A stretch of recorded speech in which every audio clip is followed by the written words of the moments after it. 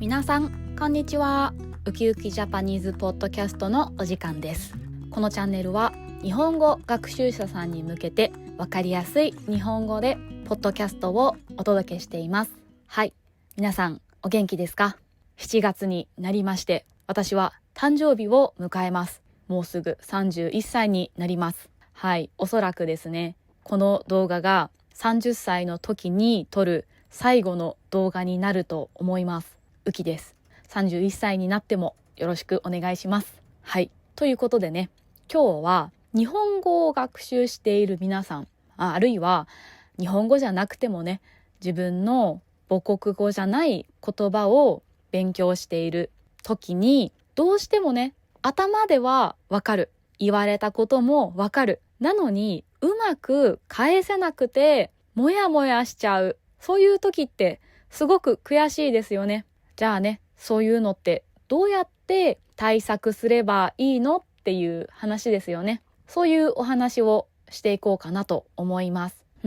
皆さんはね、きっと日本語は教科書でたくさん学んでいるし、相手の言っていることもなんとなくわかる、あるいはしっかりわかる。それなのにうまく言葉が出てこない。こういう経験ってね、誰にでもあるんじゃないかなって思います。私にもね、ありました。っていうか、今でもあります。私もね、英語をすごく真剣に勉強していたんですね。大学受験のために毎日英語を勉強していました。留学に行った時もすごく必死にね、毎日英語を聞いて話してってやってました。だけど、勉強しているからなんとなく会話で言われていることはわかるし、言いたいこともね、なんとなくこうやって言えばいいんだろうなっていうのは出てくるんですよ。でもね、いざ話そうとすると言葉が出てこないんですよね。日本語だとね、こういうのを喉まで出かかっているって言います。言葉がね、喉まで出かかっているのに出てこないから答えられない。うまく話せない。そういう感じに言います。あるいはね、文章がうまく作れなくて返事がね、できないっていう時もありますよね。なんとなくね、単語は出てくるけどうまくつなげられない。いっぱい勉強していてわかるはずなのに、なぜだか日本語がね、口からうまく出てこないんですよね。悔しいですよね。こういう時って勉強したな、わかるなって思うのに、なぜだか言葉がうまく出てこないんですよね。こんなに勉強したのにって思うんですよね。はい。でもね、こういう時ってちゃんとね、解決策はあるんです。今回はね、その具体的な解決策について私の考え方を4つご紹介しようと思います。チャンネル登録といいねボタンで応援をお願いします。はい。まずね、1つ目は言いたいことをまとめることですね。そもそもね、言いたいことってまとまっていますかっていうお話です。言いたいことがうまく言えない理由って案外ね、言いたいことがそもそも自分でもはっきり分かっていない、そういうことがあると思うんですね。自分の知っている単語の中から言えることを探してないですか？で、単語が見つからないと、言えないなって落ち込んでしまっていませんか？まずね、言いたいことが何なのかを頭の中でまとめてみること、自分が何が言いたいのかをまずは理解することですね。特に会話ってなると、返事をしなきゃって慌ててしまって、日本語をうまく話さなきゃっていうことばかりが頭をね、ぐるぐるしちゃうと思うんですよ。まずね、相手が言っていることをちゃんと理解して何か答えなきゃ。でも自分の日本語はまだ上手くないからって頭で考えちゃう。そういうこともあると思います。そうすると話せないっていうことが考えをね、邪魔しちゃうんですよね。だからますます言葉が出てこなくなっちゃう。でもね、皆さん思い出してください。会話はスピーキングのテストじゃないんですよね。会話って相手とお互いの考えを伝え合うためにすることですよね。お互いが言語力を試すためにすることじゃないですよね。相手が一番知りたいことは学習者さんの言語力じゃないんです。お互いの考えを知りたいから、そして話したいから会話をするんですよね。だからまずは考えをまとめること。何を言っても正解でも不正解でもないし、日本語を間違えても大きな問題じゃないんです。だから焦らずに、まずは何を言いたいかよく考えること。これをね、ちょっと意識してみると話し方が変わるかもしれないです。二つ目はね、単語をたくさん覚えることですね。結局ね、会話で一番大切なのって単語力だなって私は思います。例えばね、会話をしていても一つわからない単語があると思考ってストップしませんか？で、会話が全部ね、わからないなって焦っちゃいませんか？私は英語でね、話をしている時によくあるんですが、今の単語ってどういう意味なんだろうって考えちゃって、その後の話がちゃんと聞けなくなっちゃうんですね。だから、とにかく単語を覚えることでね、この時に大切なのが音も一緒に覚えることですね。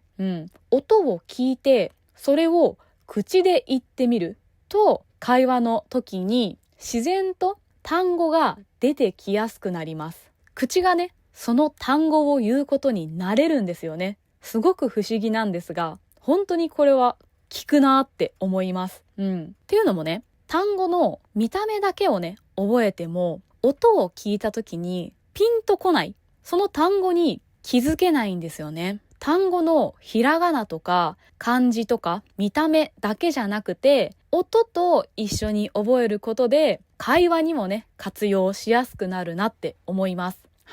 次に3つ目ですね。3つ目はネイティブの話し方に慣れることです。単語をね、音で覚えるときにネイティブの音で慣れるっていうのがすごく大切だと思います。例えばね、自分のイメージした音とか、自分の母国語の癖がついた音で覚えてしまうと、ネイティブと話した時にピンときにくいんですね。だからまずはとにかくネイティブの話し方を聞いてインプットすることが大切かなと思います。聞き流しをね、するのもいいんですが、できるだけ理解をしようってすることが大切だと思います。例えばね、このポッドキャストも何度も聞いて耳を鳴らすこと。でも聞くだけじゃなくて理解をしようとすること。これが大切かなと思います。例えば私のポッドキャストではいろんな言語の字幕をつけているんですね。設定からいろんな言語の字幕が見られること知ってましたか？これね、ぜひ活用してほしいんですが、まずは日本語だけを聞いて理解度をチェックするっていうのがおすすめです。で、もう一度2回目に聞くときは字幕をつけて、どれくらい理解ができていたのかなっていうのを確認しながら聞くっていうのがおすすめです。間違ったまま理解をするんじゃなくて、ちゃんとね、正しいかなってチェックをする。それが大切だと思います。知らない単語がね、あったら、ぜひ書き出してね、覚えてみる。っていうのもおすすめです。知らないことを話すっていうのは、母国語でもできないことだと思うんですね。話すためには知っている必要があると思うんです。例えばなんですが、料理って材料を知らないと作れないですよね。日本では料理をするときにみりんとかだしとかお酒っていう調味料をよく使うんですが、皆さんね、みりん、だし、お酒って言われて何のことかすぐわかりますか？日本人でもね、子供だったら知らないことだと思います。皆さんも日本料理を勉強したことがなかったら知らないことかなと思います。なのにね、突然日本食を作れって言われても何を使えばいいかわからないですよね。言語も同じかなと思います。まずはどういうものが使われているか、ネイティブはどういうふうに話しているかっていうのを知ること、それをインプットします。そうすればどういうふうに話せばいいのかっていうのが少しずつね、感覚で分かってくると思います。はい、次に4つ目がアウトプットの練習をすることです。はい、ここまでね、たくさん聞いて、単語も覚えて、音にも慣れて、インプットをたくさんしましたね。だから今度はアウトプットをします。このアウトプットはもう練習するしかないです。この練習をするかどうかで話ができるかってかなり変わると思います。インプットだけをしていて突然話せるようになったっていう人を私はまだ見たことがないです。じゃあどうやってアウトプットの練習をすればいいかっていう話ですね。はい。これはね、もちろんできれば日本人と日本語で話をする機会を作る。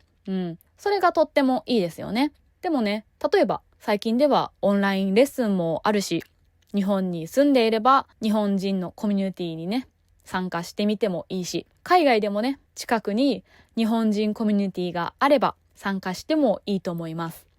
でもね、日本人と直接話をしなくてもできるアウトプットって結構たくさんあります。はい。まずはシャドーイングですね。こういうね、ポッドキャストを聞きながら真似して話してみる。それがシャドーイングです。これはね、とってもいい練習になると思います。特にね、発音の練習をしたいときにおすすめです。ネイティブの話し方をお手本にして発音するっていう感じですね。お手本と同じように言う練習をすると、会話の時にとっさにその言い回しが出てくるようになるんですよね。これね、結構不思議なんですが、私は英語で何度も経験しました。本当におすすめです。はい。他にもね、やり方はあります。独り言を全部日本語にしてみてください。はい。普段ね、あんまり独り言を言わないよっていう人。はい。それでもね、日本語で意識をして独り言を言ってみてください。例えばね、あれどうしようかなとか、そうだ、あれやんなきゃとか、そういうところをね、ちょっとずつ日本語にします。そうすると、頭の中がね、自然と日本語に切り替わっていくんですよね。で、口の動きも日本語に慣れていくので、会話の時も日本語を話しやすい口になるんですよ。はい。で、もう一つおすすめのアウトプット方法があって、これはね、日本語で日記を書くことです。はい。A4 サイズのノートの半分とかでいいので、毎日日本語の日記を書きます。この時に書いてほしいのが3つあって、1、今日あったこと、今日の出来事。2、今日の感想。3、明日以降にしたいこと。はい。この3つを書くことをすごくおすすめします。そうするとね、今日あったことを書けば過去形がね、使えますね。今日の感想を書けば現在形の練習ができます。明日以降にしたいことを書けば未来形の練習ができます。はい。だからね、表現力が上がります。でね、そうやって日記を書いていると、こういう時ってどういう風に表現すればいいんだろうなとか、どういう言い方ができるんだろうなって疑問に思うことがあると思います。それがね、成長のチャンスで、わからないことがありますよね。わからないことを調べて、表現方法を学ぶことで、それがね、言えるようになりますよね。でね、できれば、この書いた日記は、声に出して読み上げましょう。音読をします。はい。音読をすると、口がね、日本語の動きになれるので、ますますいいです。はい。わかりますよ。毎日毎日日記を書くのはとっても大変です。でもね、それをちょっとずつ続けると日本語はね、上手になるし、自然に話せるようになっていくはずです。はい。今日ご紹介したことをまとめると、まずはね、言いたいことをはっきりとまとめてみること。2つ目、単語をたくさん覚えること。3つ目、音を覚えること。4つ目、アウトプットの練習をすること。はい。このね、4つをしっかりとコツコツやっていけば、自然とね、日本語が話せる口になるし、脳になっていくと思います。言語って1日で突然上達するものじゃないんですよね。だからこそ毎日こんなに頑張ってるのにどうして上達しないんだろうとか、どうしてまだ日本語が話せないんだろうって思っちゃうと思います。でも皆さんは本当に頑張っているし、この動画をここまで見てくれたっていうことがすごいです。日本語が母国語じゃないのにこんなにちゃんと日本語を聞いてくれた。それが私はすごいと思います。だから自信を持って毎日ね、ちょっとずつ楽しみながら日本語を勉強してもらえたらいいなと思います。はい。今日の動画はどうだったでしょうか？こういう動画がいいなと思ってくれた人はチャンネル登録といいねボタンで応援をお願いします。はい。今日もみんなよく頑張りました。これからも楽しんで頑張ろうね。